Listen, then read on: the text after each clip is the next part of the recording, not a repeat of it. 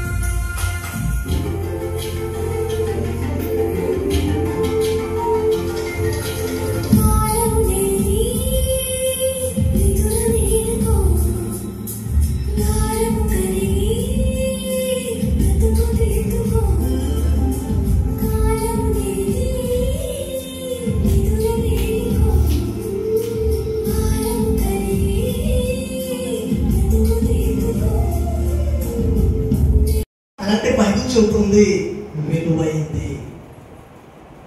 ఎంత విలువైంది? Time is gold అన్నారు. టైం అంట బంగారంతో సమానం. టైము బంగారంతో పోల్చబడింది.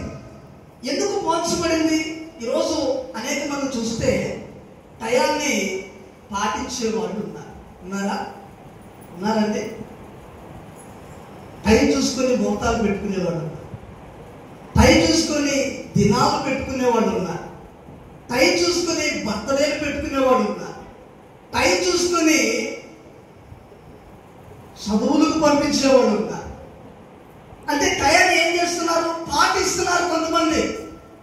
ఇంకా కొంతమంది చూస్తే ఈ టైం అంటే ఈ కాలం కొద్దిమంది జీవితాలు ఎలా ఉందంటే పూజగా ఉంది. టయాన్ని పూజిస్తున్నారు. టయాన్ని పాటించేవాళ్ళు, టయాన్ని పూజించేవాళ్ళు, ఇంకా టైం కోసం వెతికేవాళ్ళు, టైం కోసం కనిపెట్టేవాళ్ళు. అయితే ప్రభు నీకు నాకు ఏం చెప్తున్నాడంటే కాలాన్ని అనుసరించి క్రైస్తవులు బ్రతకాలి. ఆమె చదువుదామా? హల్లెలూయా, హల్లెలూయా. కాలాన్ని బట్టి జీవించేవాళ్ళు క్రైస్తవులు. అంజూరము చెట్టు అంజూరము చెట్టు పూత పూసింది అంటే ఇశ్రాయేలు జీవిస్తున్నారని అర్థం. కోటలో పూతలు వేస్తుందంటే వసంతకాలం వచ్చిందని అర్థం. తూర్పున వంత కూడా వేసి మొబ్బులు పడుతుందంటే వర్షాకాలం ప్రారంభమైందని అర్థం. పడమటి నుంచి వేసవి కాలం వస్తున్నాయంటే ఎండాకాలం మొదలైందని అర్థం. అదే లోకంలో యుద్ధాలు, భూకంపాలు, కరువులు, సునామీలు ప్రబలుతున్నాయంటే అర్థం ఏంటి? లోకానికి నాశనం వస్తుందని అర్థం. అయితే గమనించండి దేవుడు అంటారు. అయితే కాలం పోతే తిరిగి వస్తుందా? మా ఇంటున్నారు, నా మాటలు వింటున్నారా? చీకట్లో మీ మొక్కలు నాకు కనపడుతున్నారు. కాలం పోతే తిరిగి వస్తుందా?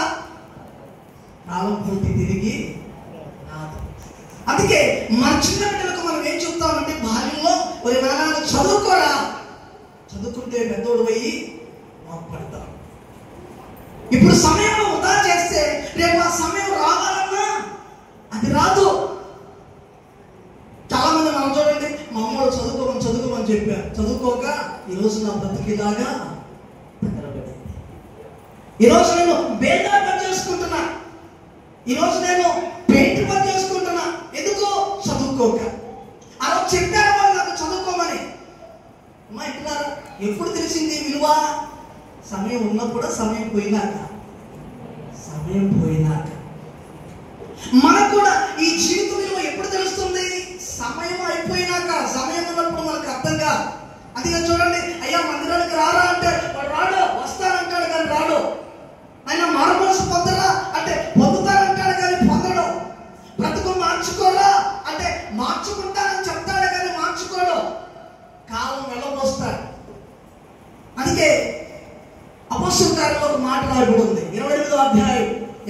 27 వాక్యాలు చదివితే అక్కడ ఒక మాట రాయబడి చదువుతాం. అపోస్తలుల కార్యములు 28వ అధ్యాయం 26-27 వాక్యాలు చదువుతాం. వినుట మట్టుకు విందులు కానీ గ్రహింపనే గ్రహింపను, చూతుట మట్టుకు చూతులు కానీ కాననే కానరారు.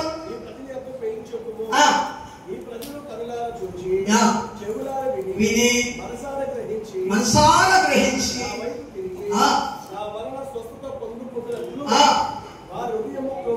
దేవునికి స్తోత్రం కలుగును గాక. హల్లెలూయా. ఎలా ఉన్నారంటే ఈ రోజు ప్రజలు? వింటానికి మటుకు వింటున్నారు కానీ గుడికి వస్తున్నారు, ఆరాధనకు వస్తున్నారు, వాక్యం చెప్పేటప్పుడు వింటున్నారు కానీ ఏం చేయట్లేదంట, గ్రహించట్లేదు.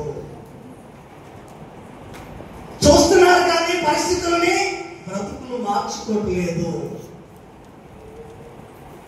అందుకే కాలం సమీపించింది.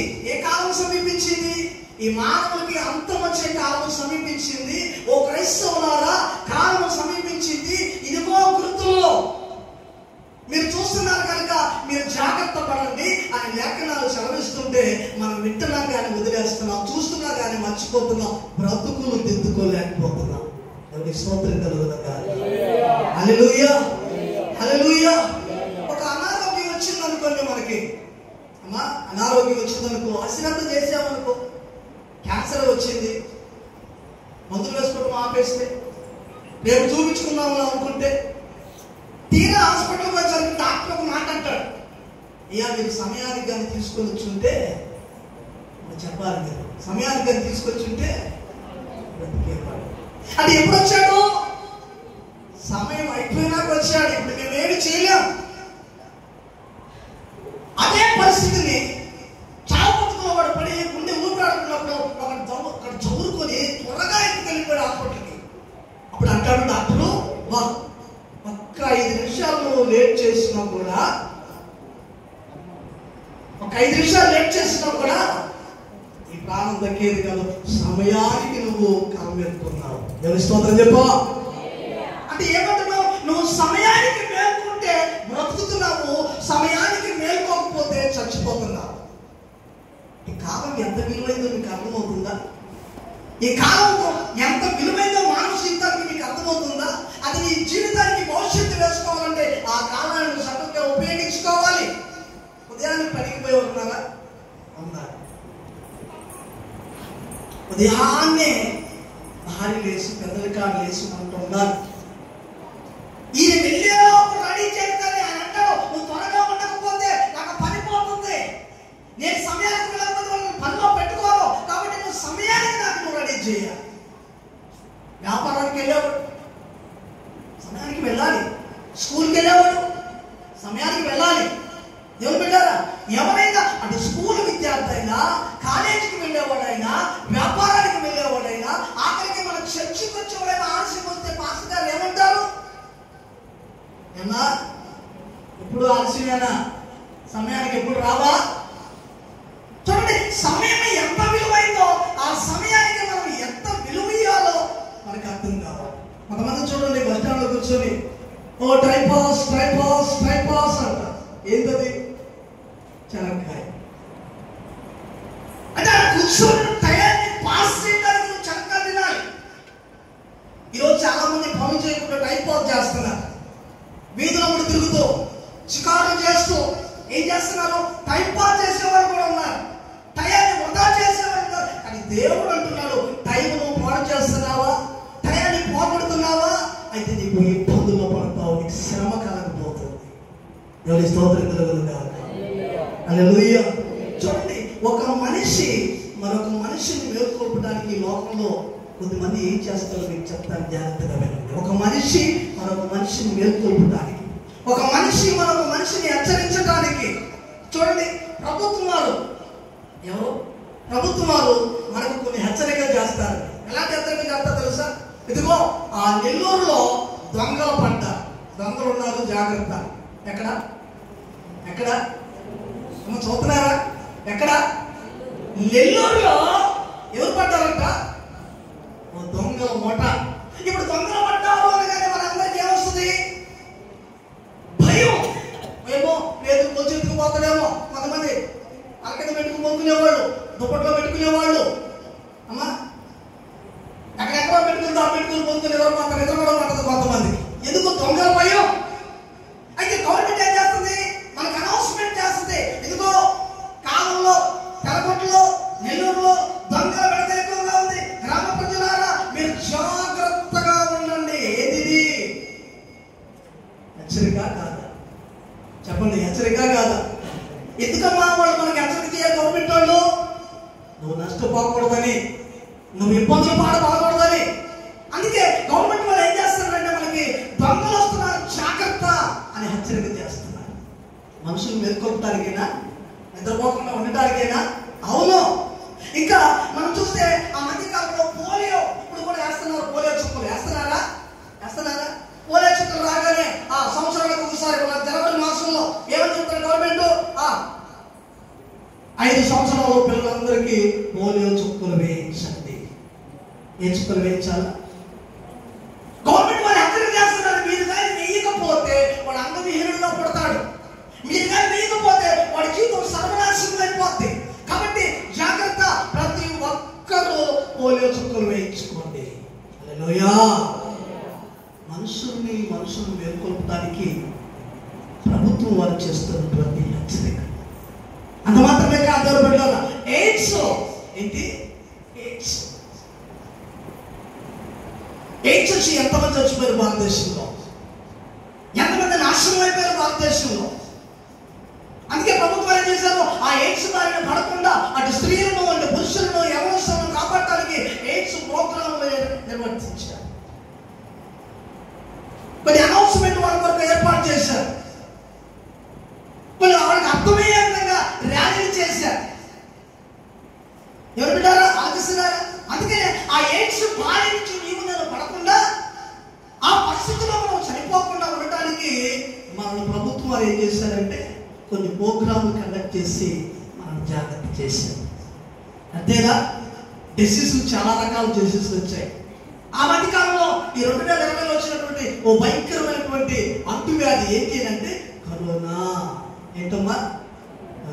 కరోనా అనగానే ప్రభుత్వం వారు మనకి ఏం హెచ్చరిక చేశారో, చేతులకి గ్లౌజులు వేసుకోండి, నోటికి మాస్క్ పెట్టుకోండి, ఎక్కడికైనా వచ్చినా శుభ్రంగా ఉండండి, 10 మంది తిరిగే కాడ మీరు తిరగొద్దు. ఏంటి ఇవన్నీ హెచ్చరికలు? నీవు ఆ ప్రమాదంలో పడకుండా, ఆ ఇబ్బందుల్లో పడకుండా ఉండటానికి ప్రభుత్వం వారు ఏం చేస్తున్నారంటే నిన్ను నిద్రపోకుండా మేల్కొల్పుతున్నారు. ఆమె చెప్పు. హల్లెలూయా.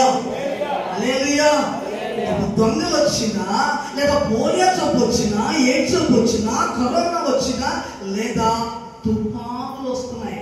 ఈ మధ్య ఒక తుఫాను వచ్చింది. ఏ తుఫాను? ఏం చెప్పండమ్మా, ఏ తుఫాను? మర్చిపోయినారా? ఏ తుఫాను? మొంతా తుఫానా? ఒక తుఫాను వచ్చి అల్లకొల్లం చేసిపోయింది. ప్రభుత్వం వారు 6 రోజుల నుంచి హెచ్చరికలు ఏమని? ఇదిగో అది మామూలు తుఫాను కాదు, పెద్ద తుఫాను, ఎక్కడైతే వస్తే అక్కడ ఊడ్చుకొని పోతే. ఓ బలప్రాంత ప్రజలారా జాగ్రత్త. హెచ్చరిక చేశారా? చేశారు. ఏమో వాళ్ళకి అంత అవసరం, వాళ్ళకి హెచ్చరిక చేయాలని. ఎందుకు వాళ్ళకి అవసరం? గవర్నమెంట్ వాళ్ళకి నువ్వు ఆ తుఫానులో కొట్టుకోపోకూడదని, నువ్వు ఆ తుఫాను బారిన పడకూడదని గవర్నమెంట్ వారు ఏం చేశారంటే కొన్ని హెచ్చరికలు చేసి నువ్వు నిద్రపోకుండా వాళ్ళు మేల్కొల్పుతూ ఉన్నారు. ఆమేన్ చెప్పు. హల్లెలూయా. ఒక మనిషిని మరొక మనిషి మేల్కొల్పడానికి హెచ్చరికలు అవసరమైతే అదే పాపంలో పడిపోయి కాలాన్ని గుర్తించకుండా, రాకడను గుర్తించకుండా నిద్రపోతున్న ఈ జనాంగానికి దేవుడు చేసే హెచ్చరిక ఎలా ఉంటుంది? మనుషులు హెచ్చరిక చేస్తే ఈ రీతిగా ఉంటే, దేవుడు మనుషులు హెచ్చరిక చేస్తే ఏ రీతిగా ఉంటుంది? సొదొమ గొమొర్రాలకు దేవుడు హెచ్చరిక చేశాడు. ఏమని? మీ బతుకులు మార్చుకోండి, లేక చచ్చిపోతారన్నారు. ఇప్పుడు మార్చుకోవాలి. అందుకే సొదొమని తగలబెట్టేశాడు దేవుడు. నోవాహుతో దేవుడు హెచ్చరిక చేశాడు. ఏమని? ప్రపంచ ప్రళయం రాబోతుంది, జలప్రళయం రాబోతుంది, మీరు సిద్ధపడండి అని చెప్పాడు. వాళ్ళు సిద్ధపడలేదు, జలప్రళయంలో కలిసిపోయారు. విడుదల దేవుడు బిడ్డలారా, ఈ రోజు ఆయన ఏ హెచ్చరిక చేస్తున్నాడో ఆ హెచ్చరికను లోపడకపోతే ఏమవుతుందంటే నువ్వు ఆ ప్రమాదంలో పడిపోతావు. అందుకే వాక్యం చూస్తుంది, కాలాన్ని బట్టి నువ్వు నిద్ర మేల్కోవాలి. కాలాన్ని బట్టి నువ్వు మేల్కోవాలి, పరిస్థితులను బట్టి నువ్వు మేల్కోవాలి. ఎంత భయంకరంగా ఈ పరిస్థితులు ఉండబోతున్నాయంటే, దేవుని యొక్క ఆయుధం ఏంటో తెలుసా? ప్రకృతి. దేవుని ఆయుధం ఏంటి? ప్రకృతి. దేవుడు మనుషులను హెచ్చరించడానికి, మనుషులు మేల్కొల్పడానికి ప్రకృతిని వాడుకుంటాడు. ఈ ప్రకృతి ద్వారా నీకు నాకు ఏం చేస్తాడంటే హెచ్చరికలు రిలీజ్ చేస్తాడు. ఆమేన్, హల్లెలూయా. దేవుడు కన్నెర చేస్తే, దేవుడు హెచ్చరిక చేస్తే మానవ ప్రపంచం ఎలా వణికిపోతుందో, మానవ ప్రపంచం ఎలా భయభ్రాంతం అవుతుందో, మానవ ప్రపంచం ఎలా తల్లడిల్లిపోతుందో, ఇదిగో ఈ పాట చూసి దేవుని యందు భయభక్తులు కలిగి జీవించాలి. ఒకసారి పాటను చూద్దాం. దేవుడు చేసే హెచ్చరిక ఎలా ఉంటుంది? దేవుడు చేసే హెచ్చరిక ఎలా ఉంటుంది చూద్దామే.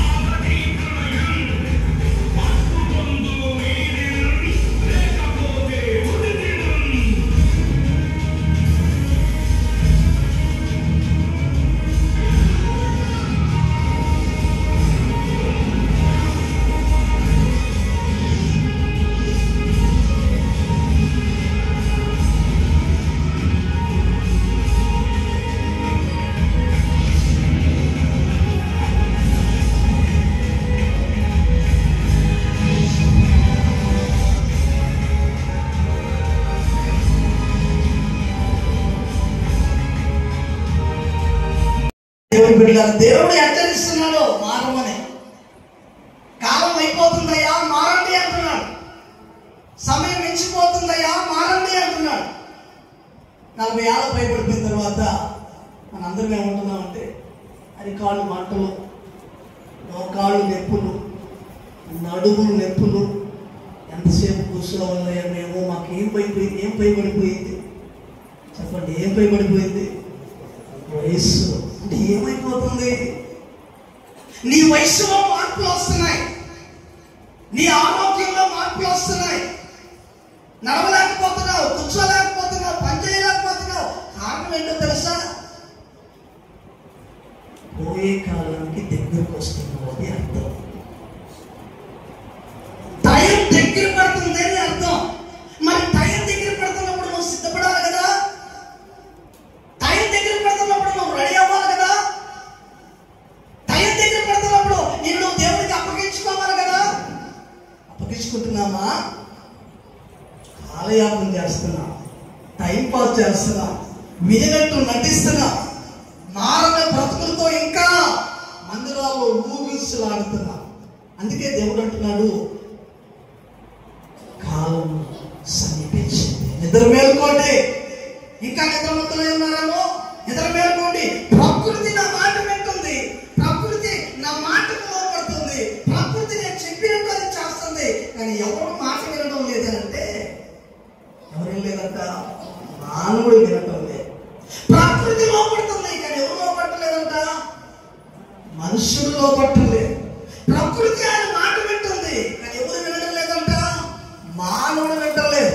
మానవుడు కోసమే అది తయారు చేయబడింది ప్రకృతి, కానీ మానవుడు దేవుని కోసం సిద్ధపడుతుంది. దేవుని బిడ్డలారా, దేవునికి ఉపయోగకరంగా మారుతుంది ప్రకృతి, మనమేమో నిరుపయోగకరంగా దేవుని సన్నిధిలో తయారైపోతున్నాం. దేవుని బిడ్డలారా, ఆలోచిస్తున్నారా? అయితే దేవుని వాక్యం చదువు మాట, రోమపత్రిక 8:19 అంటున్నాడు, ప్రకృతి గురించి మాట్లాడుతున్నాడు. ఒక మాట చదవండి, రోమపత్రిక 8:19. ఈ సృష్టి యొక్క దైవ కుమారుని యొక్క ప్రత్యక్షత కొరకు, కానీ మనమైతే దేవుని వైపు చూడలేదంట. కానీ ప్రకృతి అంట దేవుని కుమారులు రెడీ అవుతున్నారని, సంఘం ఎత్తబడబోతుందని, ఆ సంఘం ఎత్తబడే సంఘం కొరకంట ప్రకృతి ఎదురు చూస్తా ఉంది. అందుకే యోబు గ్రంథంలో కూడా ఒక మాట అంటాడు, చదవండి. 12వ అధ్యాయము 7వ వాక్యం 8వ వాక్యం చదివితే యోబు కూడా ఒక మాట అంటాడు, చూడండి.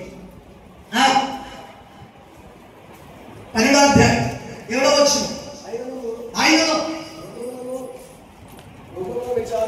మురుకాలను విచారించండి, అవి మీకు ఏం చేస్తాయంటున్నాడు, బోధిస్తాయి.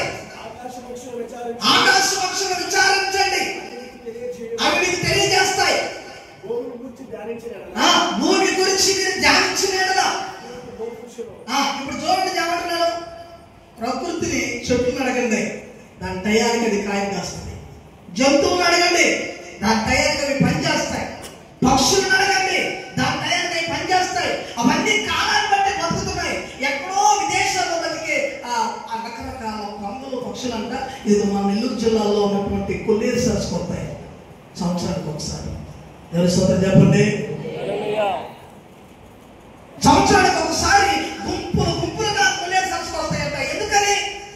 ఏం అప్పుడే ఎందుకు వస్తున్నాయి అవి అని అంటే, వాటికి తెలుసు ఈ టైంలో అక్కడ ఆకారం దొరుకుతుంది, వాటికి తెలుసు ఈ టైం మాకు కరెక్ట్ అని. అందుకే ఆ టయాన్ని ఫాలో అయిపోయి ఆ టయాన్ని కూడా వచ్చి మేత వేసి మళ్ళీ వాటి గూడుకి వెళ్ళిపోతున్నాయి. ఈరోజు పక్షుల సమయాన్ని గుర్తిస్తున్నాయి, జంతువుల సమయాన్ని బట్టి బతుకుతున్నాయి. ఆఖరికి చూడండి, ఆయన అంటున్నాడు, ప్రకృతి సమయాన్ని గమనిస్తా ఉంది, కానీ సమయాన్ని గుర్తించకుండా బ్రతుకుతుంది ఎవరో తెలుసా? మానవుడు. ఎవరి స్తోత్రం కలుగును గాక. హల్లెలూయా. అందుకే అంటాడు, సామెత గ్రంథం 6వ అధ్యాయం 6వ వచనం అంటాడు, చూడండి, ఓ సోమరి, ఎంత ఆకు నీవు చదువు అన్నాడు. ఎవరి గురించి మాట్లాడుతున్నాడు అక్కడ? శీమల గురించి మాట్లాడుతున్నాడు. 6వ అధ్యాయం 6వ వచనం, సామెత గ్రంథం 6వ అధ్యాయం 6వ వచనం, సోమరి శీమల ఎత్తుకు వెళ్ళు, కనిపెట్టి జ్ఞానం తెచ్చుకో అంటున్నాడు. వాటికి న్యాయాధిపతి లేడు, విచారణకర్త లేడు.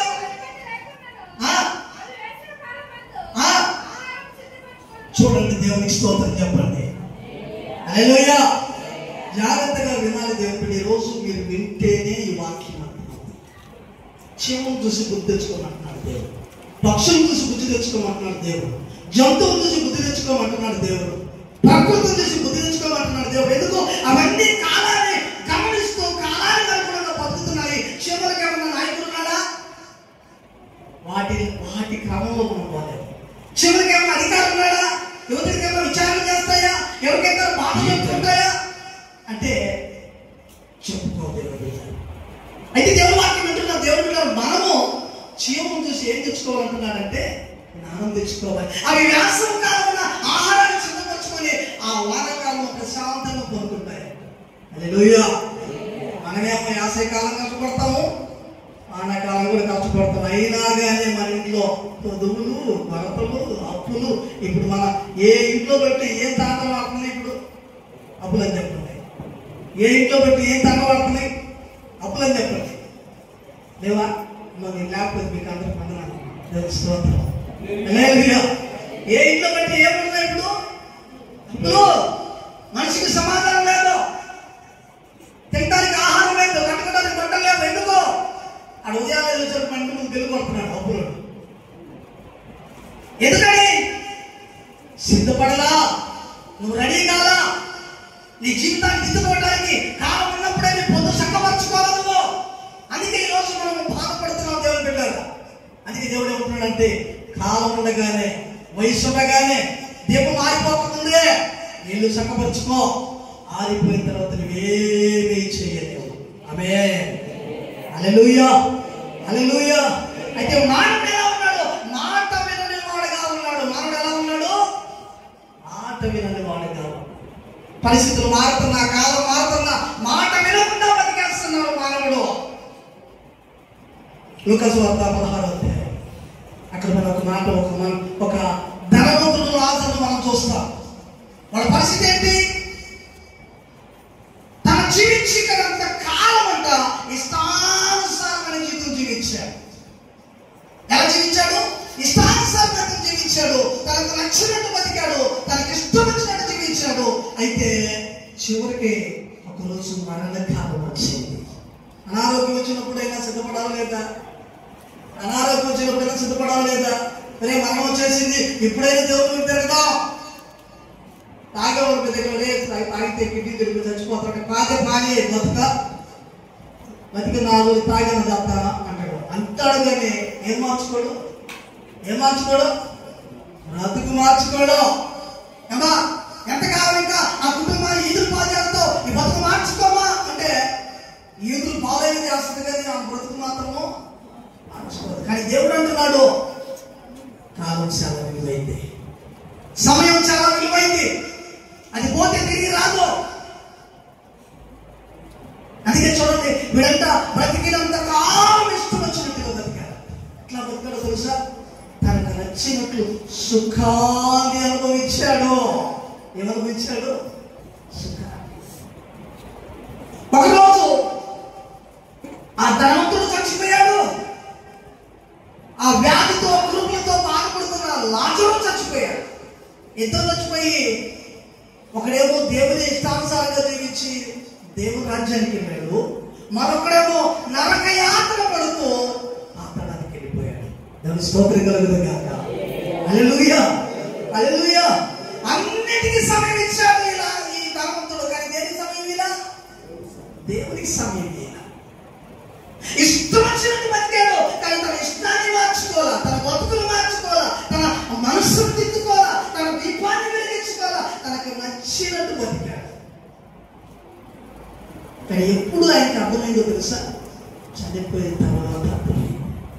చనిపోయిన తర్వాత నరకంలో పడి ఏమంటున్నాడు తెలుసా?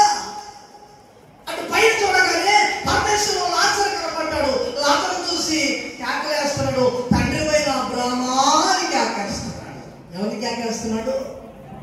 తండ్రి పైన అబ్రాహామా, నీ పక్కన లాజరు నాకు తెలుసు, వాడు నా ఇంటి ముందే అడుగు తినేవాడు, వాడు నేను వేస్తే కానీ బతకలేదు, కానీ వాడు నీ ఎందుకు భయంగా బతికాడు. నేనైతే ఇప్పుడు చనిపోయి ఇక్కడ యాత్ర పడుతున్నాను, నన్ను కరుణించమని యాత్ర వేస్తే. ఇందుకే ఈ ధనవంతుడు దేవుడు నమ్మినోడా నమ్మనోడా? అంటున్నారా? ఇందుకే ధనవంతుడు నమ్మినోడా నమ్మనోడా? దేవుడిని ఎరగనోడు కాదు. ఇరిగిన ఎరగనోడు అయితే మాట్లాడతాడా? తండ్రి పైన అబ్రాహామా అంటాడా? ఎరిగినాడు. దేవుడు ఎరిగి ఎలా జీవించాడు? ఇష్టానుసారంగా జీవించాడు. ఈరోజు దేవుడు ఎరిగి కూడా ఇంకా ఇష్ట ప్రకారంగా బతుకుతున్నావా? ఈరోజు దేవుడు కూడా ఇంకా బుద్ధి మారకుండా, గుణం మారకుండా, సమయం మించిపోతున్నా, కాలం మించిపోతున్నా, వయసు అయిపోతున్నా, ఇంకా నీ బ్రతుకు మార్చుకోకుండా బతికేస్తున్నావా?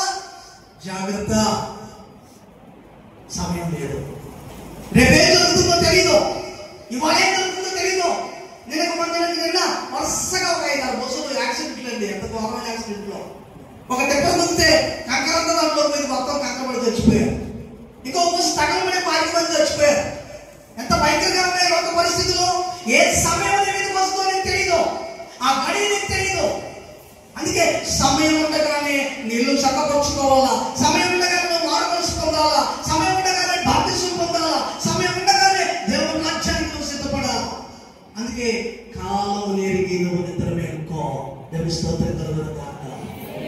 హల్లెలూయా, హల్లెలూయా, హల్లెలూయా, హల్లెలూయా.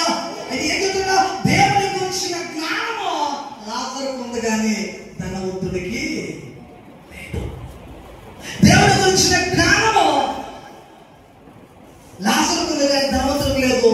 లాజరుకు మారు మనసు ఉంది కానీ ధనవంతుడికి మారు మనసు లేదు. అందుకే చనిపోయిన తర్వాత అంటున్నాడు, ఏమంటాడు తెలుసు? అయ్యా, ఒక్కసారి నేను నాలాగా మాట ఇవ్వకుండా ఇచ్చడిగా తిరుగుతున్నా, నాకు 5 ఉన్నారయ్యా సహోదరులు, ఒక్కసారి అవకాశం ఇస్తే వాళ్ళకి వెళ్ళి చెప్పొస్తారు, రే ఈ బాధ మీరు పడలేదురా, ఈ కష్టం మీరు అనుభవించలేదురా, ఈ బాధను మీరు చూడలేదురా, నా మాట మీరు బతుకు మార్చుకోలేరా అని చెప్పొస్తానంటే దేవుడు ఏమంటున్నాడు తెలుసా? అబ్రహాం ఏమంటాడు తెలుసా? ఇక్కడి నుంచి అక్కడికి, అక్కడ ఎక్కడికి రావడానికి అంటే టైం అయిపోయినాక మరలా నేను చేస్తానని కుదురుద్దా? కుదురుద్దా? ఇప్పుడు వచ్చింది 50 ఏళ్ళు ఉన్నాయి, ఇప్పుడు వెళ్ళి నేను బడిలో కూర్చొని చదువుకుంటాను, కుదురుద్దా? కుదురుతామా? కుదరదు. అంటే ఎప్పుడు చదవాలి మనము? వయసు ఉన్నప్పుడే. అంటే ఎప్పుడు మనం ఇతర నేర్చుకోవాలా? బతుకున్నప్పుడే. అందుకే దేవుడు అంటున్నాడు, కాలం పెంచుతా ఉంది, సమయం దగ్గరికి వస్తుంది. దేవుని బిడ్డారా, ఇతర నేర్చుకోవడం చేయించండి. దేవుడు హెచ్చరిస్తున్నాడు, ప్రకృతి ద్వారా హెచ్చరిస్తున్నాడు, పరిస్థితి ద్వారా హెచ్చరిస్తున్నాడు, భూకంపం ద్వారా హెచ్చరిస్తున్నాడు, యుద్ధాల ద్వారా హెచ్చరిస్తున్నాడు, సమయం అయిపోతుందని చెప్తున్నాడు. అయినా ఇంకా ఈ క్రైస్తవ జనాంగం ఎలా ఉందంటే ఇంకా మారనటువంటి బ్రతుకులే బ్రతుకుతూ. జాగ్రత్త, సిద్ధపడమని దేవుడు చెప్తున్నాడు. దేవుడి స్తోత్రం కలుగును గాక. హల్లెలూయా. మనం ఏం చేయాలంటే ఒక మాట చదువుతుంది మన ముగింపులో వద్ద. అయితే మనం ఏం చేయాలి? యోహాను సువార్త 3వ అధ్యాయం 18వ వాక్యం. యోహాను సువార్త 3వ అధ్యాయం 18వ వాక్యం.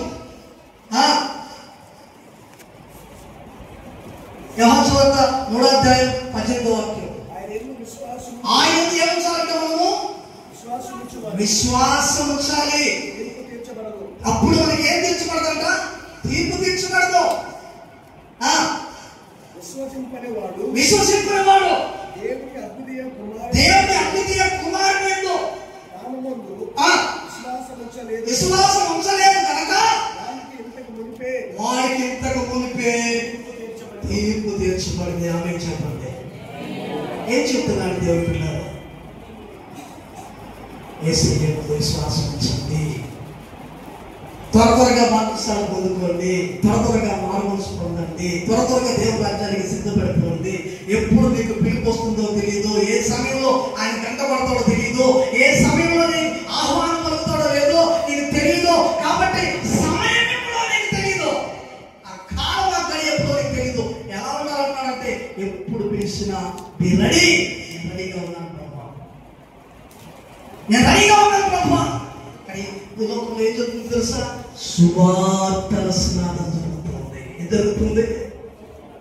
భూలోకంలో ఇక్కడ మన పాట బాబుకు బాగా కలుస్తుంటే నమ్మని వాళ్ళకి ఎలా ఉంటుందో తెలుసా?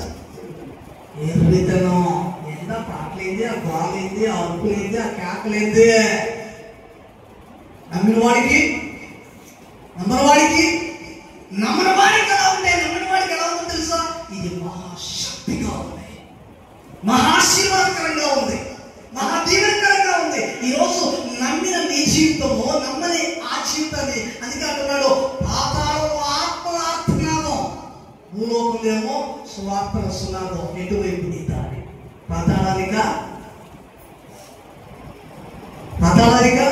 పరలోకానిక? చూడండి, నరకం ఎంత భయంకరంగా ఉంటుందో తెలుసా? నరకం ఎంత భయంకరంగా ఉంటుందో తెలుసా?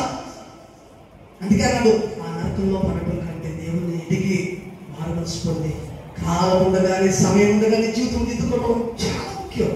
ఒకసారి పాట చూడండి, ఎంత భయంకరమైనటువంటి నరక జీవితం ఇది. నీకు నాకు రాకూడదని ప్రభు కోరుకుంటున్నాడు. ఒకసారి చూడండి, ఎంత నరకంలో ఉంటే ఎంత బాధ మనం అనుభవించబోతున్నాము. దాని నుంచి దేవుడు నిన్ను తప్పించాలని కోరుకుంటున్నాడు, దాని నుంచి నిన్ను నన్ను విడిపించాలని దేవుడు కోరుకుంటున్నాడు.